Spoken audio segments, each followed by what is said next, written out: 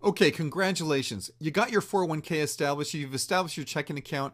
Now it's time to start moving the assets into the retirement plan. How do you do that? Well, we've got a form for doing this, and let's just walk through this step by step. Now, first big warning on this form and the whole process. Many times your current investments will have surrender fees. You need to make sure that you know what, if any, surrender fees are going to be due by moving these assets over to your brand new self-directed retirement plan. Other issue to be aware of. Chances are your current custodian or your employer already has a form they want you to fill out in order to request those funds. If that's the case, by all means use their form. You don't need to use this form. Other aspect, whoever we set up the checking account with, let's say it's Wells Fargo, they aren't your custodian, they aren't your third party administrator. Their role is strictly to be the checking account provider for you. So if your current custodian asks for Wells Fargo to sign something, it's not going to happen.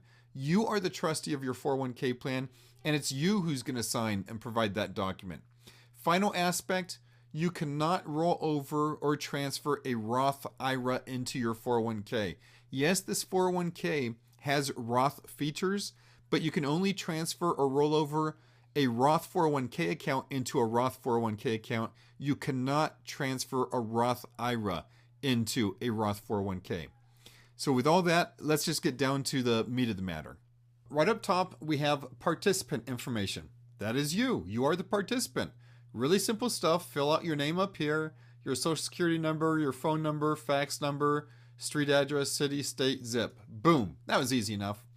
Next, fill in the information for the current custodian, the current trustee, whoever is currently holding the money or the assets of the retirement plan. This is where their information goes.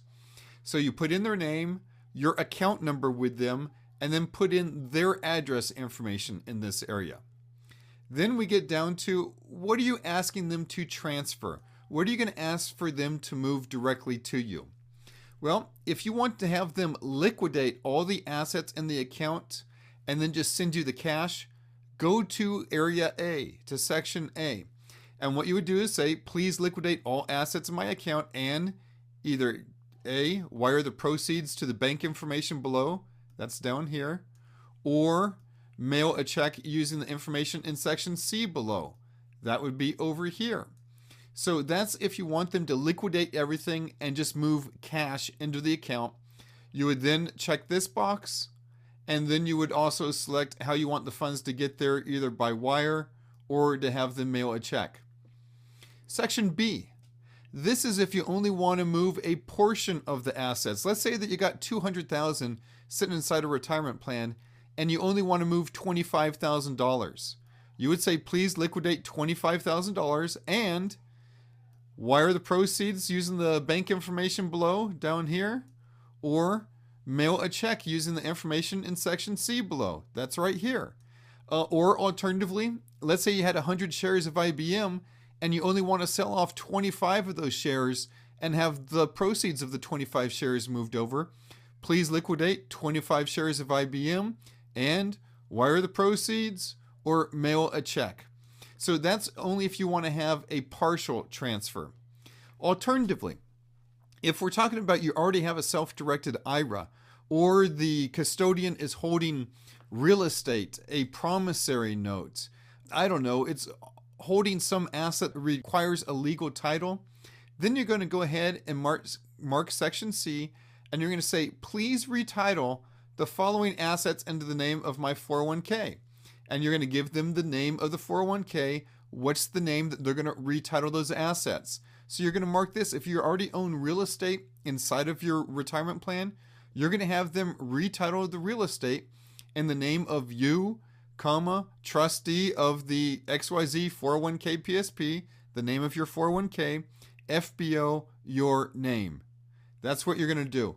So going over it again, if you're going to transfer everything, select A, and then select whether you want to have the money wired or mailed to you. If you're just going to do a partial liquidation, go ahead and select B and tell them what you want to have liquidated and then how you want the money to come to you, either a wire or a check. And then C, if the assets inside the plan require a retitling, which means they're a promissory note, their real estate, a tax lien certificate, something of that nature, then you're going to select C, and you're going to have them retitle it in your name, comma, trustee of the name of your 401k, comma, FBO, your name. Okay, that was a mouthful. And by the way, guys, any questions on this stuff, give us a call, send us an email. Let's go on to the next page. Next page. And we make this very important. Whenever we're making these direct transfers, we don't want your current custodian to withhold 20%. That can be an absolute tax nightmare. So we let them know the exact sections of the code that we are complying with. This is section 3405 and section 401. So we're saying, look, guys, you don't need to withhold. And so what you're going to do is you're going to go ahead and sign and date in this area, your name, obviously, and put down the date that you signed this. Next, and this gets a little bit weird. A lot of custodians can't understand this. You are also probably going to be the trustee of your 401k plan. So what you're going to do is you're going to say, I, and then your name, trustee of the 401k plan, do hereby agree to accept the transfer, etc., so on and so forth. And you're going to sign and date this as well. So you're going to sign and date in two areas. Up here, acting as the participant, telling them how you want the funds transferred. And here saying that you're the trustee and how you want the funds transferred. And now we get to the last part of the form. The last part of the form is something called a medallion signature guarantee. Basically, if the person who's holding your funds is a mutual fund, a stock brokerage firm, or an insurance company, they're going to do everything they can to slow down this transfer. In particular, they might request that you have a medallion signature guarantee, and this is just a fancy notarization statement. Typically, if you go to a bank, a credit union, or the brokerage firm that's holding the funds, they will go ahead and give you this fancy notarization process. Got to tell you, it's a little bit of a pain, but they're probably going to throw up some roadblocks to slow down you transferring the money. Okay, so once again, fairly simple form. You're just going to fill out your information over here, your current custodian's information here. You're going to say what you want to have transferred and where you want it transferred and how you want it transferred. And then you're just going to sign and date the form. As always, if you have any questions, by all means, give us a call, send us an email. Thank you very much.